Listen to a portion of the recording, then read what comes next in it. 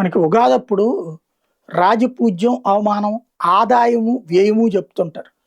ఇప్పుడు కాగ్ అట్లాగా రాష్ట్రానికి సంబంధించినటువంటి ఆదాయం కంటే వ్యయం ఎక్కువగా ఉందని తేల్చి చెప్పినటువంటి అంశం. ప్రస్తుత ఆర్థిక సంవత్సరం తొలి త్రైమాసికం ఏప్రిల్, జూన్ బడ్జెట్ కీలక సూచికలను కాగ్ శుక్రవారం వెల్లడించింది.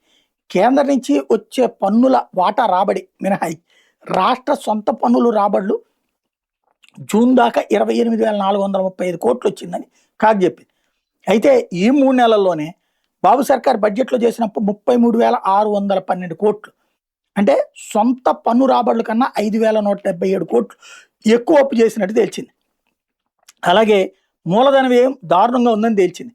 33,612 కోట్లు అప్పులు చేస్తే 8,088 కోట్లు మాత్రం మూలధనానికి ఖర్చు పెట్టారని చెప్పింది. అంటే 16.61% మాత్రమే అన్నటువంటి విషయాన్ని చెప్పింది.